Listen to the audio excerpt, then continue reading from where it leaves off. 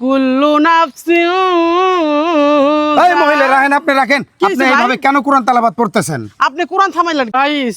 দেখেন কতদিন ধরে বিদেশে থাকতে থাকতে আর ভালো লাগতেছে না। দেখেন মাহিনকে নিয়ে ঘুরতে আসে পড়লাম কোন জায়গায়, এত সুন্দর একটা জায়গাতে আসছি যেটা বলার মতো না। কত সুন্দর দেখতে পারতেছেন। আমার মন জোড়ায় গেছে মাহিন, তো এখানে তো আমার মন জোড়ায় গেছে। তাহলে একটা সুন্দর কোরআন তেলাওয়াত বলো যেটা মন হৃদয় জুড়ে যাবে। মা, আমি যদি বলি এটা তো একটা অন্যরকম হয়ে গেল না, তাহলে তুমি আর এই সারা খালি কাহিনী করে, তোরে কই কোরআন তেলাওয়াত করতে আর তুই খালি এই সারা ফাঁকিবাজি করে, দেখছেন? মা, তুমি মাথাস গরম করতেছো কে মা? আচ্ছা যাই হোক, আমি বলতেছি আর আপনারা তো অবশ্যই আমার সুরটা পছন্দ করেন, তো আপনাদের জন্য আমি কোরআন তেলাওয়াতটা বলতেছি, সবাই লাইক কমেন্ট শেয়ার করে দেবেন ইনশাআল্লাহ। ইয়া ইবাদি আল্লাযিনা আমানু ইন্না আরদি ওয়াসিআতু ফাইয়া ফাবুদুন। কুল্লু নাফসিন। এই মহিলা রাখেন, আপনি রাখেন। আপনি এইভাবে কেন কোরআন তেলাওয়াত পড়তেছেন? আপনি কোরআন থামাইলেন কেন কারণে? আমি আপনার ভিডিও দেখে, আমি আপনার একজন ফলোয়ার। আমি আজকে দেখলাম রাস্তা দিয়ে আসতে আপনি এখানে ভিডিওর কাজ করতেছেন। এই পরিবেশে, এই পর্দায়, মাথায় কাপড় নাই, আপনার ছেলে একজন হাবেস, আমরা ভিডিওর মাধ্যমে দেখি অনেক সুন্দর কোরআন তেলাওয়াত পড়ে। তো এইভাবে আপনি কেন এই উচ্ছৃঙ্খলভাবে আপনি এখানে কোরআন নিয়ে কথা বলতেছেন? আপনি কোরআন সম্বন্ধে জানেন? আচ্ছা ভাই, আপনি আমাকে বললেন তো আমি মানলাম। আমি কি আপনার কাছে কোন জায়গায় মনে হয়েছে যে আমি কোরআনকে অবমাননা করলাম ভাই? অপমান করে তারপরেও ঠিক আছে, কিন্তু আপনি মাথায় কাপড় দিয়ে একটা জিনিস আপনি বলেন কোরআন তেলাওয়াত পড়ে, যেটাই বলেন আপনি মাথায় কাপড় দেন। ভাই একটা কথা বলি, আমি আল্লাহর নাম যখন জপবো তখন কি আমি কোন জায়গায় জপবো এটা কি বলে দিচ্ছে মালিকে? যে আল্লাহ তাআলা বলছে যে আমি কোনো জায়গায় জপতে পারবো না? আমি তো বাথরুমেও আল্লাহর নাম জপতে পারি। এটাও ঠিক আছে। তারপরে আমি রাস্তাঘাটে হাঁটতেও আমি কোরআন তেলাওয়াত করতে পারি। আমি আমার শরীর ভালো আছে না খারাপ আছে এটা তো কোনো বড় কথা না ভাই। আমি কি কোরআন ধরে পড়তেছি?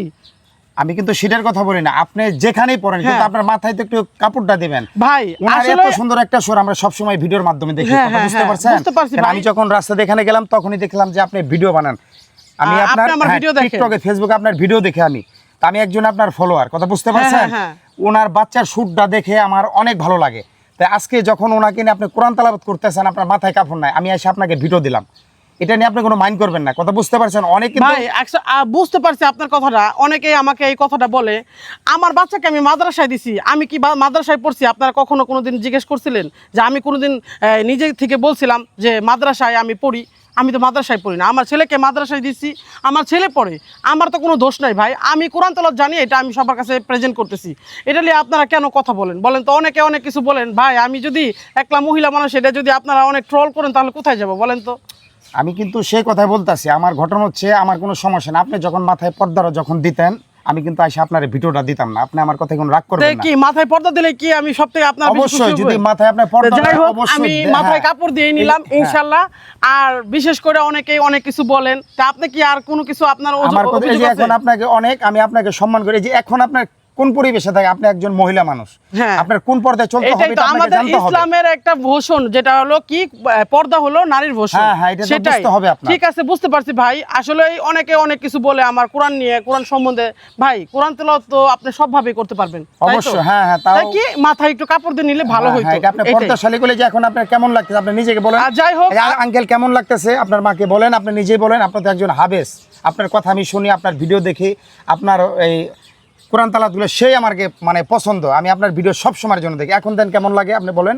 আমার মাকে অনেক সুন্দর লাগতেছে এখন। ঠিক আছে, তো আপনি এটা নিয়ে আপনি আমাকে রাগ করবেন না, কোনো কষ্ট। আমাদের ভিডিও আমরা সব সময় আসলে অনেকেই অনেক কিছু বলেন, আসলে সবাই কিন্তু প্রকাশে বলতে পারেন না। তো যাই হোক, আমার একটা ফলোয়ার্স, আমার একটা ভাই, যে ভাই আমাদের মানে সে আমার সামনে আইসা মানে আমাকে যে বড় এইভাবে যে কথাটা বলতে পারলো, এটাই আমি অনেক কিছু মনে করি।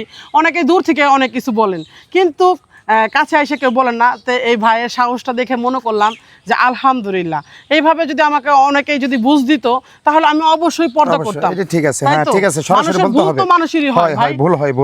সেটাই। আপনারা অবশ্যই নেগেটিভলি নেবেন না। তাহলে আপনারা অবশ্যই কমেন্ট করে জানাবেন যে আমার এই ভাইয়ের কথাটা কি আদৌ আপনাদেরকে ভালো লাগলো কিনা। তো মাহিন, তাহলে কোরআন তেলাওয়াতটা হয়েই যাক, কি বলেন ভাই? কোরআন তেলাওয়াত করব? হ্যাঁ পড়ুক, আমি ভিডিও দেখি, কোরআন তেলাওয়াত বলুক। আচ্ছা ঠিক আছে, তাহলে একটা কোরআন তেলাওয়াত বলে দাও। বলো ভাইয়ের সুরটাই। ইয়া ইবাদি আল্লাযিনা আমানু ইন্না আরদি ওয়াসিআতু ফাইয়া ফাবুদুন কুল্লু নাফসিন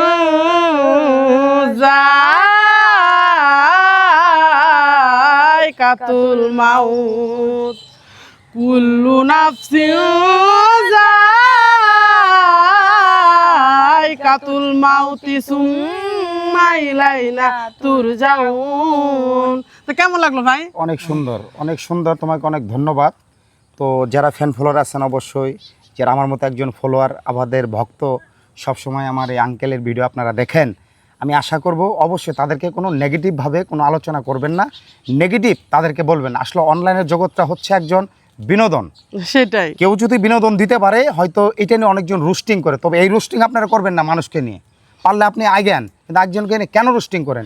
যাই হোক, ভাইয়া আমাদেরকে বলে দিছে ইনশাল্লাহ এখন থেকে পর্দা করে ভিডিও করব আপনাদের মাঝে। আর কেমন লাগলো অবশ্যই লাইক কমেন্ট শেয়ার করে দিবেন। আর ভালো থাকবেন, সুস্থ থাকবেন। তবে আপনি কিন্তু কষ্ট নেন আমার প্রতি, হ্যাঁ? যাই হোক, আমিও কষ্ট নিলাম না ভাইয়ের প্রতি। কষ্ট নেন না। তো ভাই বলছেন, আমি খুশি হয়েছি।